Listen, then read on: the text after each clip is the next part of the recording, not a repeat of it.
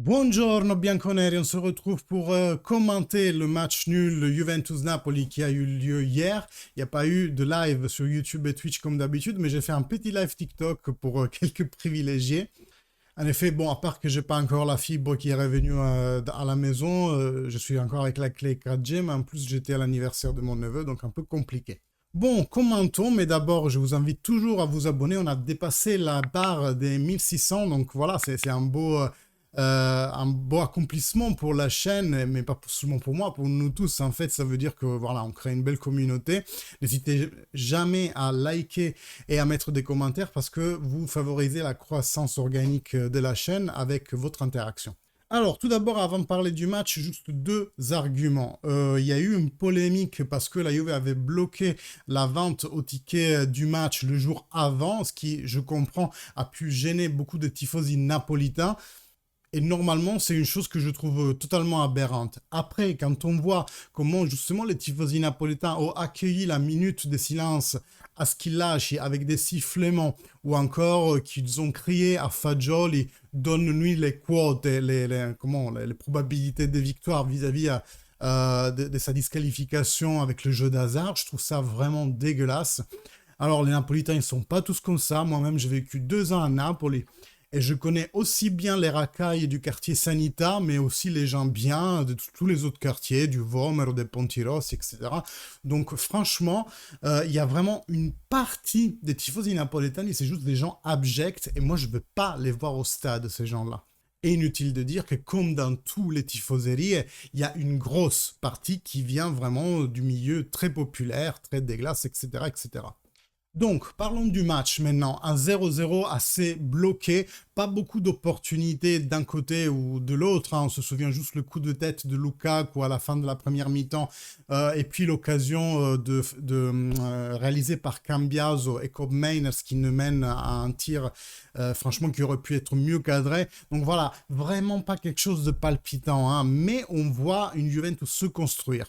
C'est ça qui est important, c'est ça qu'il faut retenir. Une Juventus qui a été quand même dominante, à la fois avec la possession de ballon, le nombre de passes, la qualité des passes, et c'est ça vraiment la différence avec l'année dernière, même s'il y a quelques analogies, hein, comme des fois la stérilité de cette possession avec des passes horizontales, mais ça juste c'est le jeu du foot, hein, quand tu as une équipe qui se met tout en arrière, c'est logique de la contourner avec des enchaînements de passes plus horizontaux que verticaux.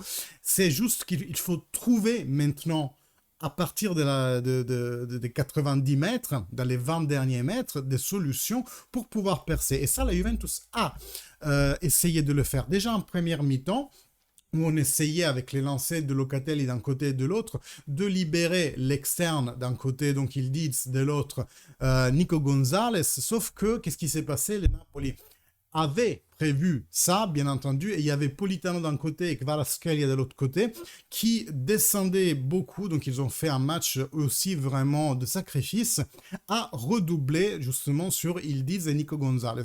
Donc il se trouvait presque toujours en situation de 2 contre 1, et donc on n'a pas réussi beaucoup à percer. Aussi, on remarque une prestation de Dusan Vlahovic en première mi-temps qui était vraiment exécrable, encore une fois. Moi, je ne suis pas là pour faire la polémique et dire Vlahovic est nul, ou alors l'année dernière, Allegri ne le servait pas beaucoup, et Thiago Motta ici et Thiago Motta là. C'est vraiment des situations qu'il faut qu'on améliore collectivement. Vlahovic fait un bon jeu de pivot, à mon sens. Encore hier, il a fait 2-3 bonnes choses. Mais c'est vrai qu'elle dans les 20 derniers mètres, quand il s'agit de faire la passe décisive, et hier il a une passe décisive à faire et qu'il a raté dans la surface du Napoli, ou alors de frapper au but comme ça lui est arrivé dans les matchs précédents, eh bien il faut vraiment qu'il ait un sursaut psychologique qui lui permette d'améliorer ses prestations. Donc, en deuxième mi-temps, on a essayé de contrer ces deux problèmes-là. Donc, le fait que de toute façon, Vlahovic avait touché peu de ballons, il était peu actif dans le jeu. Qu'est-ce qu'on a fait? On a enlevé Vlahovic, on a mis Wea en falso 9. Le but de cela était plutôt de balader les deux centraux du Napoli, de les faire sortir, de les attirer quelque part et d'utiliser l'espace qui se libérait par rapport au mouvement de Weah comme espace à attaquer pour les deux centrocampisti de la Juventus, McKennie, Locatelli, à tour de rôle, Koopmeiners. Il s'est passé aussi que Koopmeiners est allé beaucoup plus vers l'extérieur pour justement aller appuyer Yildiz et que ça soit pas un 2 contre 1 mais au moins un 2 contre 2, dévier un défenseur de sa trajectoire avec un redoublement, etc., ce genre de choses. Bon, le match s'est quand même amélioré dans le deuxième mi-temps, on a eu plus de possession, on a vraiment gardé le Naples dans leur surface. On n'a juste pas trouvé le bon couloir, la bonne situation pour leur faire mal.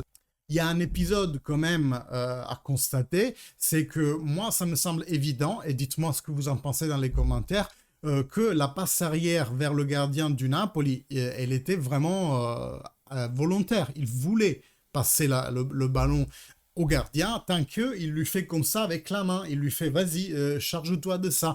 Mais le gardien, au lieu de prendre avec les mains, les pieds, pardon, il la prend avec les mains, et ça n'aurait pas généré un penalty, comme j'ai entendu un peu partout, mais juste un coup franc à deux temps, donc avec une première passe et après la frappe, donc on ne peut pas frapper directement au but dans ce type de coup franc, mais dans la surface des réparations, et je crois même dans la petite surface des réparations. Donc ça, je suis désolé de le dire encore, c'est vraiment une erreur de l'arbitre Doveri, qui entre ça, et il a eu aussi un maître de jugement assez aléatoire par rapport aux fautes commises, mais c'est vraiment pour moi une faute de l'arbitre. Après, j'ai tendance à vous rassurer que ce type de coup franc dans la surface, c'est encore plus difficile à marquer qu'un penalty. Pourquoi? Parce que l'équipe adverse peut mettre une barrière, même de 8-9 personnes, et surtout, au moment du coup franc et donc de la passe qui arrive en premier, eh bien, ils peuvent sortir, courir vers l'avant pour encore fermer encore plus l'espace disponible par rapport à la frappe. Donc voilà, même s'ils avaient frappé de la position où c'était, ça aurait été difficile de marquer parce qu'on aurait eu une grosse barrière, et plus que ça, encore comme on dit, ils se seraient disposés tous devant le ballon.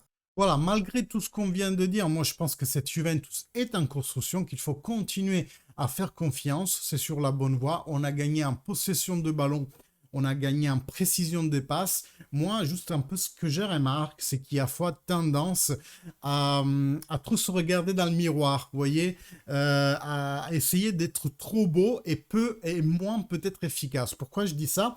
Parce que dans pas mal de situations, j'ai remarqué que lorsque l'on reconquiert le ballon, au lieu d'activer tout de suite une transition positive et de faire une verticalité qui nous mène vers les buts, ce qu'on a fait, entre autres, beaucoup des buts que la Juventus a marqués dans les 2 premières journées de championnat étaient dus à une reconquête haute du ballon, une verticalisation soudaine et puis un encontrant presque contre le gardien. Eh bien, en ce moment, j'ai l'impression que la Juventus ne le fait pas, et que quand on récupère le ballon, peu importe l'endroit, que ce soit la moitié de terrain adversaire ou la nôtre, on ne fait pas cette transition immédiate, mais on essaye de garder la possession et d'organiser une construction de jeu, ce qui donne la possibilité à l'adversaire, Rome, Napoli notamment, de récupérer leur position défensive, et donc on perd quelque part cet avantage de la récupération du ballon. Je ne sais pas pourquoi ça se passe comme ça, peut-être c'est... je pense pas que ça soit... disons, la volonté de Thiago Motta, mais il faut remarquer que cette chose-là, elle est intervenue plutôt avec la Rome et avec le Napoli, qui sont des équipes, pas des petites équipes, quoi. Au contraire de ce qui s'est passé par exemple en Champions League, où le PSV nous a affrontés avec une certaine faroucheté, je ne sais pas si ça se dit, bref, et que donc là on avait beaucoup d'espace et on a vraiment pu mettre en œuvre notre jeu. Moi je pense que la Juventus va très bien faire en Champions League, parce que justement, il n'y a pas cette idéologie purement italienne, peut-être, de atteindre pour plus après repartir. C'est ce que la Napoli a essayé de faire hier. Et donc, il faut vraiment qu'on trouve une solution par rapport à toutes ces équipes qui vont nous affronter comme ça, de toute façon, vont s'enfermer dans leur surface pour après essayer de repartir rapidement. C'est quelque chose qui n'est pas nouvelle. La Juventus a presque toujours dû se confronter en Italie à des équipes qui l'ont affronté comme ça. Mais maintenant, il faut vraiment qu'on trouve des solutions.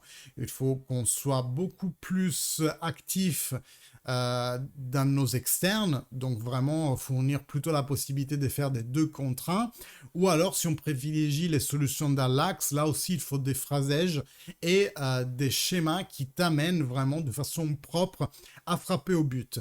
Frappe au but qui doit aussi s'améliorer dans la frappe de loin, on l'a encore assez peu tenté, Cambiaso l'a dit en fin de match, même si avec Kobe Mainers, je dois avouer que c'est une solution qu'on voit de plus en plus.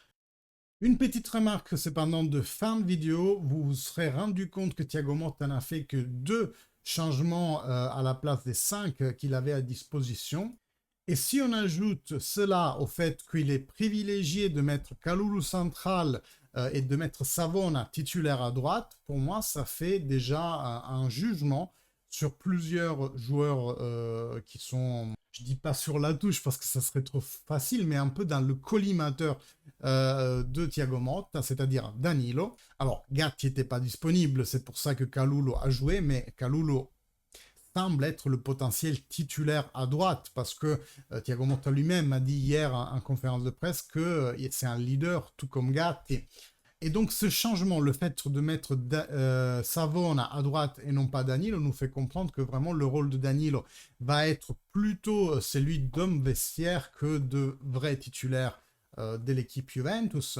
Et comme je disais, le fait qu'il y a eu des changements mais qu'il n'y en a eu que 2, donc Weah, je trouve quand même bizarre, et c'était sûrement courageux de la part de Thiago Motta de mettre Weah au centre et de laisser Nico à droite. Il aurait pu mettre Nico au centre et de laisser Weah vraiment se déchaîner sur la droite. Mais surtout, Douglas Luiz n'est pas rentré. Les échos qu'on en a, c'est que Douglas Luiz ne s'entraîne pas avec beaucoup d'envie. Mais quand même, pour un joueur payé 50 millions, ça risque de devenir un problème assez rapidement. Voilà, j'espère que cette petite analyse vous a plu. Nous, on se voit samedi prochain parce qu'il n'y a pas de match en semaine cette semaine. Mais s'il y a bien entendu des arguments à traiter dans une vidéo, je le ferai dans la semaine. Merci beaucoup. N'oubliez jamais, like, commentaire pour essayer de faire grandir cette chaîne. Et puis l'abonnement, hein, si c'est toujours pas fait, faites-le. C'est gratuit, ça vous coûte rien. Et activez la cloche, vous notifiera des prochaines vidéos et des prochains lives. Merci beaucoup et fino alla fine, forza Juve. Ciao.